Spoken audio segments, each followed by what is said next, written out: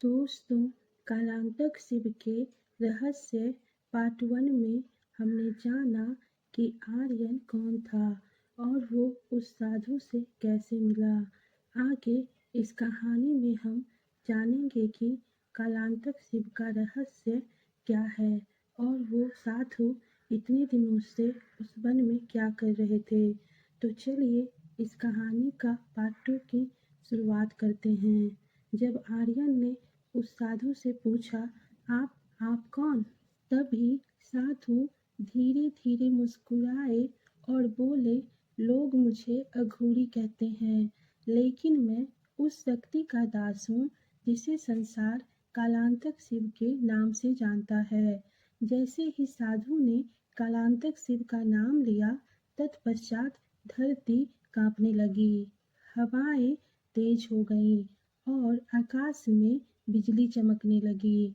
अघोरी ने अपने कमंडल से राख उठाकर जमीन पर एक चिन्ह बनाया। अचानक उस चिन्ह से काली अग्नि निकलने लगी।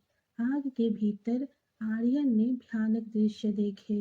टूटते ग्रह, जलते लोक और एक विशाल अंधकार जो पूरे ब्रह्मांड को निगल रहा था।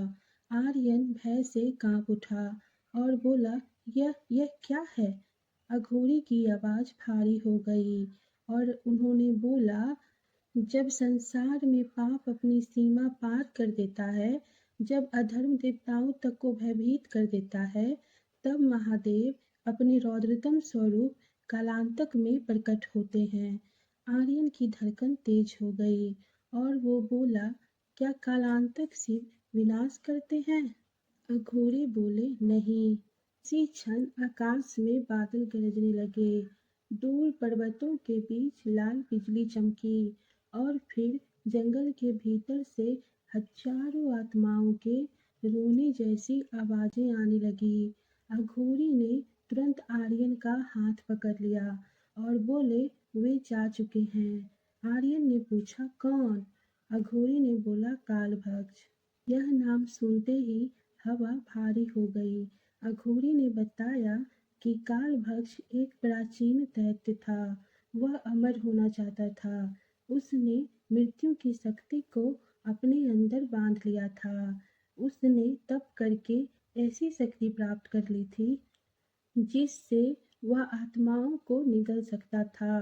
देवताओं ने उसे रोकने का बहुत प्रयास किया, लेकिन वह हर बार और अधिक शक्तिशाली होकर लौटा। तब स्वयं महादेव ने उससे युद्ध किया। युद्ध कई युगों तक चला।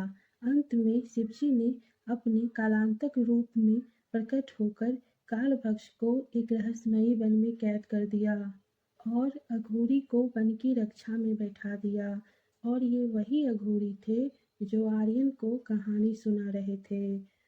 लेकिन यह सब बताते हुए अघोरी की आंखों में भय उतर आया। उसकी कैद अब कमजोर हो रही है। अचानक जमीन फट गई। काली धुंध के बीच दो विशाल लाल आंखें प्रकट हुई। पूरा वन कांप उठा। आर्यन डर के पीछे हट गया। तभी आकाश से डमरू की भयानक ध्वनि गूंजी, डम डम डम। पूरा वातावरण शिवमय हो उठा। नदियां उफान मारने लगी, पर्वतों पर बर्फ टूटने लगी। आकाश के बीच एक विराट छाया प्रकट हुई। जटाओं से अग्नि बह रही थी। तीसरा नेत्र सूर्य की तरह जल रहा था। गले में सर्प लिपटे थे। हाथ में विशाल त्रिशूल था। वह स्वयं कालांतक शिव थे। उनकी गर्जना से समय थम गया था। कालभक्ष की आवाज ऐसी थी कि पूरा ब्रह्मांड कांप उठा। तेरा अंत निश्चित है। यह कहते हुए कालभक्ष काली धुआं से बाहर निकला। उसका शरीर हजारों आत्माओं से बना था। कालभक्ष ने कहा, महादेव, इस बार संसार मेरा होगा। यह कहते ही क्षण भर में महादेव और कालभक्ष के बीच भयंकर युद्ध शुरू हो गया। शिवजी की त्रिशूल से निकली हुई अग्नि आसमान को चीर रही थी। उधर से कालभक्ष अंधकार की लहरें छोड़ रहा था। अग्नि और अंधकार का टकराव इतना भयंकर था कि पर्वत टूट रहे थे। यह सब आर्यन भय और विस्मय से देख रहा था। उसी बीच कालभक्ष हजारों आत्माओं को निगल कर अपनी शक्तियां प्रबल कर ली। यह सब देखकर देवता भी भयभीत हो उठे। तब महादेव ने धीरे धीरे अपना तीसरा नेत्र खोले। पूरा ब्रह्मांड प्रकाश से भर गया। शिवजी ने तांडव आरंभ किया। तांडव इतना प्रचंड था कि उनके प्रत्येक कदम से समय टूटने लगा। ग्रह कांपने लगे, आकाश में अग्नि वर्षा होने लगी और फिर एक अंतिम प्रहार के साथ शिवजी ने त्रिशूल कालभक्ष के हृदय में उतार दिया। दैत्य की भयानक चीख पूरे ब्रह्मांड में गूंज उठी। कुछ ही क्षणों में उसका शरीर राख बनकर हवा में बिखर गया और शांति लौट आई। आर्यन की आंखों से आंसू बहने लगे। उसने पहली बार समझा कि महादेव केवल विनाश के देवता नहीं हैं, वे संतुलन, करुणा और सृष्टि के रक्षक हैं। धीरे धीरे कालांतक शिव की विशाल आकृति आकाश में विलीन होने लगी। लेकिन जाते जाते एक आवाज गूंजी, जब भी संसार अंधकार में डूबेगा, जब भी अधर्म सीमा पार करेगा, तब तब मैं लौटूंगा। और अब अघोरी भी आर्यन को पूरी संसार में शिव ज्ञान फैलाने को कहा और यह सब बताकर उन्होंने आर्यन को आशीर्वाद दिया और अघोरी भी उसी वन में विलीन हो गए। उस दिन के बाद आर्यन साधारण चरवाहा नहीं रहा, वह महादेव का भक्त बन गया और अपना पूरा जीवन शिव ज्ञान फैलाने में लगा दिया।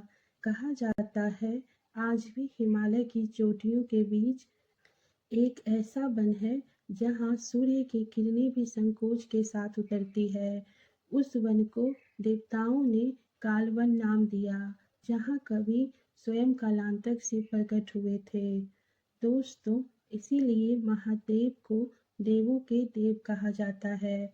अगर ये कहानी आप लोगों को पसंद आई हो तो लाइक, शेयर, सब्सक्राइब ज़रूर कीजिएगा और कमेंट में बताइए कि अगली कहानी आप लोग कौन से भगवान पर सुनना चाहते हैं। धन्यवाद।